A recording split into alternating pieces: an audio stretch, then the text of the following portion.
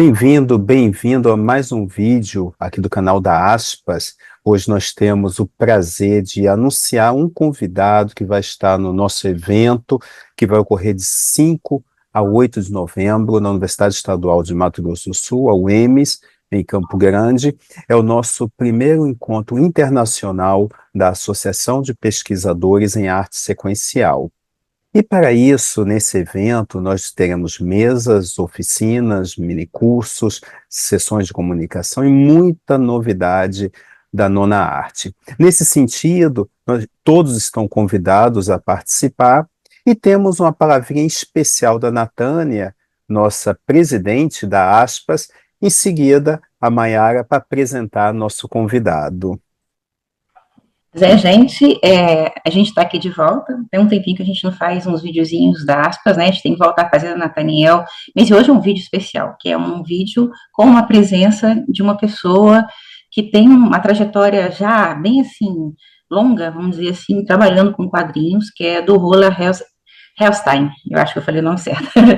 Ele é bibliotecário na Suécia, ele é diretor artístico, e ele trabalha na Serieteket, que é a biblioteca, né, é uma biblioteca pública de quadrinhos em Estocolmo, que fica no centro cultural, no centro da cidade, é um lugar, assim, de excelência em relação à cultura, ocupa um andar inteiro de um prédio que é onde você tem salas de cinema, biblioteca, espaço para oficina.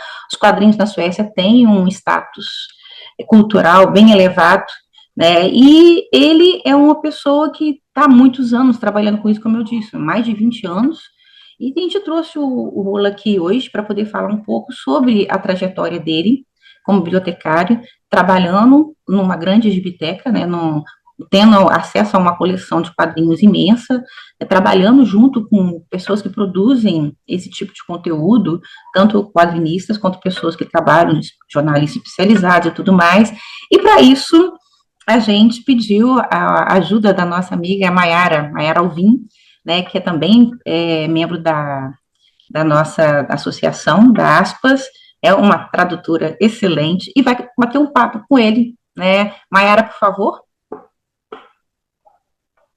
All right, thank you, Natânia. So we are here today with Mr. Ola Hellsten. I hope I have pronounced it correctly. Correctly enough. All right, it's a pleasure to meet you, and it's also a pleasure to talk a little bit about your work with the Comics Library in Stockholm and everything else you do related to comics in general. So I just want to say it's a pleasure and an honor to be here at this event and talking to you as a guest of this conference. Thank you. Wow. My first question for you is actually, I would like to ask you to talk a little bit about yourself and all your work with comics, how you got to work with comics in the first place, if you could talk a little bit about it for us. Yes, of course. I actually started working with comics quite late in my life, but I've been a comics fan, a comics reader, interested in comics theory and history in all my life, basically, ever since I started to reading Donald Duck and Mickey Mouse at the age of 3 or something like that. But I also did a few comics when I was a teenager, drew a bit and so on. But as I started to grow up, I left the drawing bit behind. I started getting more interested in film, television, cinema, and when I grew up, I became a script writer for Swedish television for a few years. And then I got to be a freelance writer and a freelance script writer, but the Swedish market is very small and always getting smaller ever since then. So I had harder and harder time to getting around to live by my chosen profession. So I was about 35, 36, something like that, when I decided, now I want a real education this time. I want to do something I'm interested in, but also that is a real profession, and I can be an employee and don't have to freelance all the time. And I chose the librarian profession.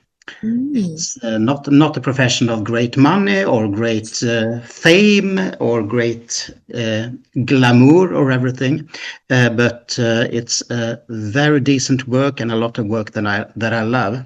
So late in my life, I got a librarian university education. And about the same time, I started looking for work at different places, and I got small-time work, part-time work at Serieteket, which was quite new at the time. It was founded in 1996 and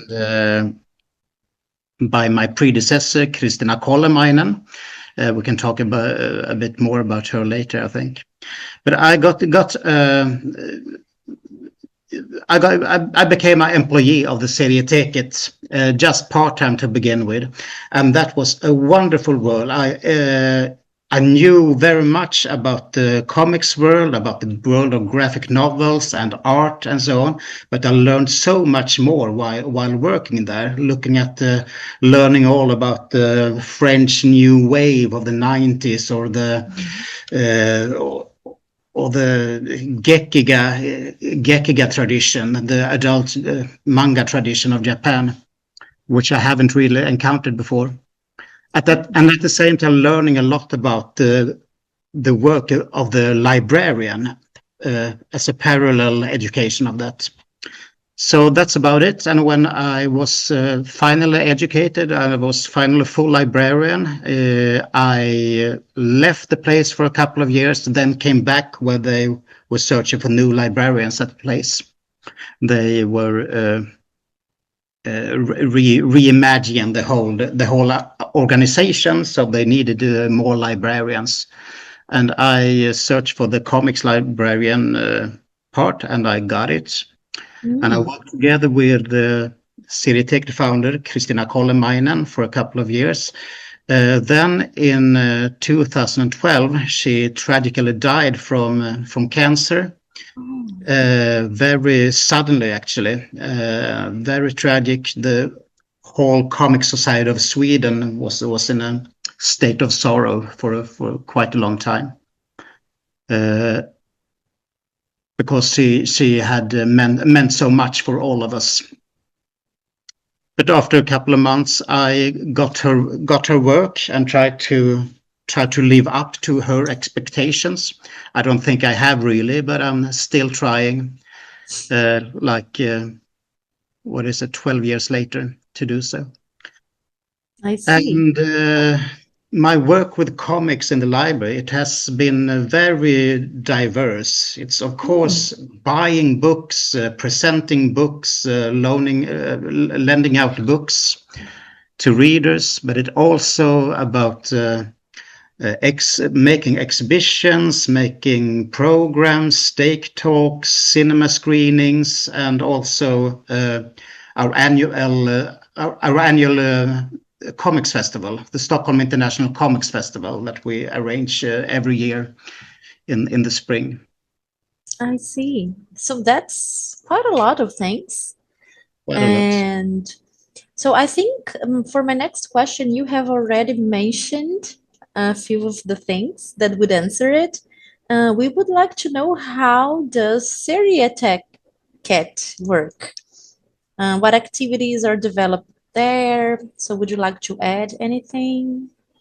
I can go back a bit to the history. The Serieteket was founded in 1996, as I said, and it was because the sheer force and will of my predecessor, Kristina Kolemainen, a Finnish librarian living in Sweden, who also late in her life realized how amazing and inspiring comics and graphic novels can be. So she made a hard work for several years to establish a comics library in Sweden, which no one really believed in. But she convinced the right people, maybe one people here and one person there, and continued to do so during the years. And finally, it became realized in the autumn of 1996. The comics library Serieteket opened in the middle of Stockholm. And why, one might ask? That's because comics were very shabbily treated as a medium and as an art form in the libraries in Sweden in those days. Also when we talk about literature and art, or in the newspaper reviews or in the debates, it was quite awfully treated and not seen by many, not seen as an art form at all.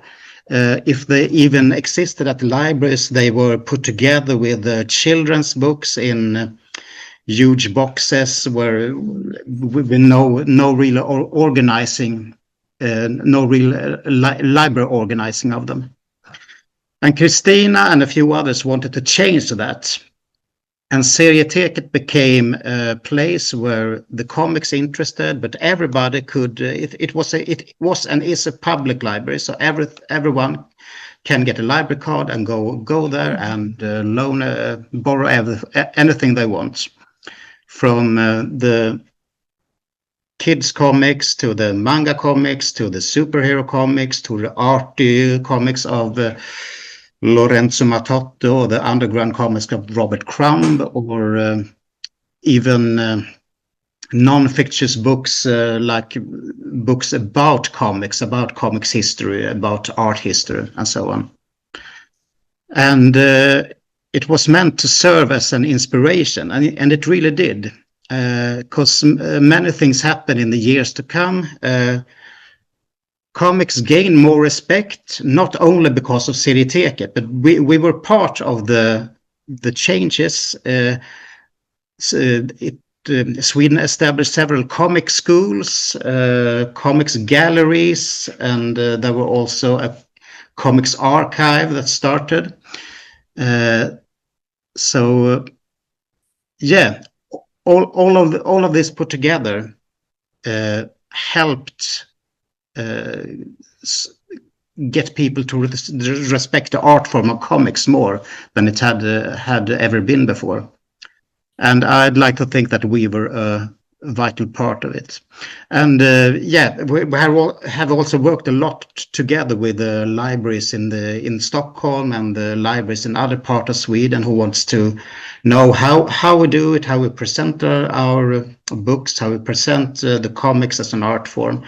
And we have inspired quite a lot of them.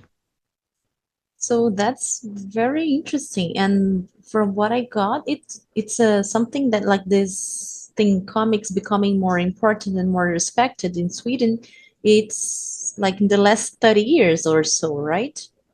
I'm not sure. To be honest, I'm not sure we should talk about it being more important, because we, like almost everywhere in the world, the printed media is declining. We have the we are what do you call it?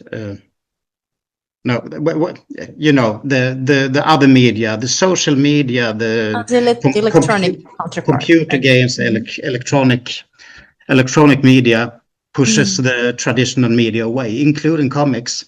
So I'm not sure we can say that it's become more important, but I think it has become more respected, more diverse.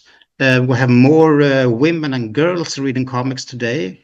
We have a more diverse audience reading the comics. But on the other hand, it's not exactly the same mass market that it used to be in the 70s and in the 80s, where all kids read comics. But it's more diverse, more respected, and more diverse readership. All right, I see. And you were talking about this variety in comics. You mentioned manga, superhero comics. Have you ever got in touch with Brazilian comics? Do you know any of them? Are there Brazilian comics at Yes, Serieteket? a bit actually. Both personal, of course, but also we have on a comics festival we had Fabio Moon and Gabriel Ba as guests, for examples. I think those are the only Brazilian guests we have had, but we have a lot of Brazilian comics in our collections.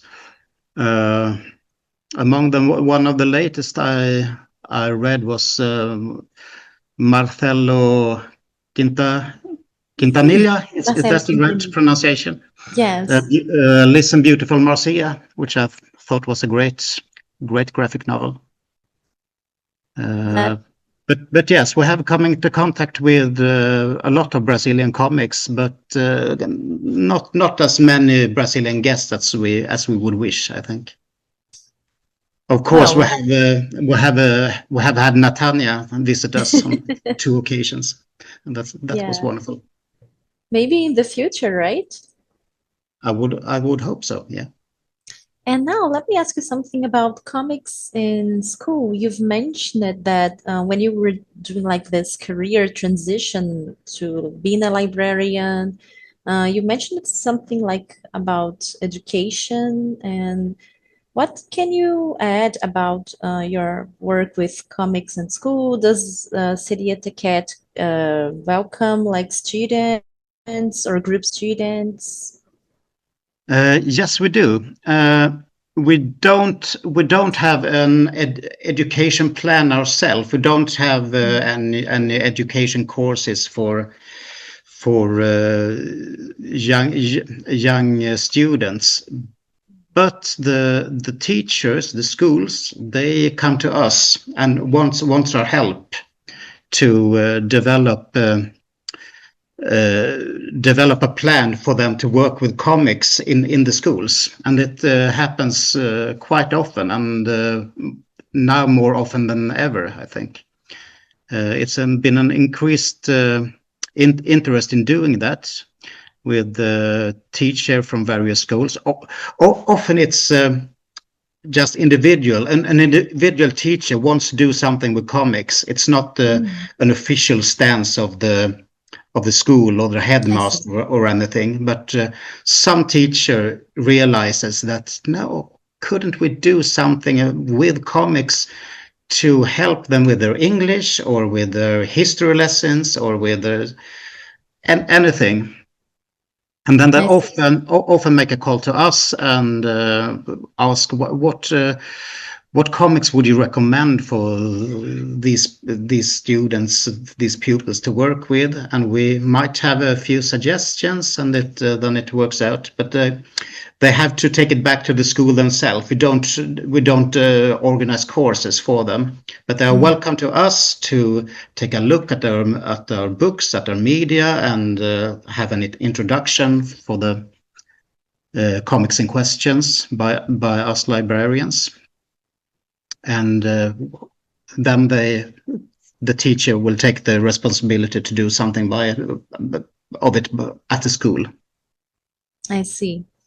And can you give us like a panorama of what comics are nowadays like in Sweden, like the reading of comics and also the production of comics? What is it like nowadays? Very small scale, I would say. It's I had to go back a little bit in time once again. As I said, in the 70s and the 80s, comics were a big thing, as it was in most of the Western world. Children read comics and watched television, and that's what it did with the money. They bought comics, they bought candy, and and everybody did it. We had a lot of Disney comics, still have, of course, relatively speaking. Donald Duck is still quite huge. We have like a Swedish version of a Swedish take on the